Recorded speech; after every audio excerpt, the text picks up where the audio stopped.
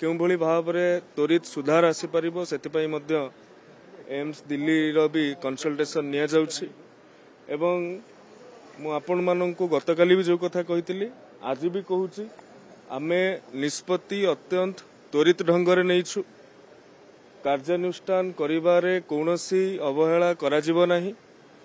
2 जन को सस्पेंड करा जायछि, जन को कोर्ट फॉरवर्ड करा जायछि एवं काली जो टीम कंसिस्ट करा जायथिला डायरेक्टर चेयर रे डायरेक्टर अध्यक्षता रे तांको सहित जने महिला सीनियर एकेडमिशियन अछंती एवं जने सीनियर महिला ऑफिसर भी अछंती।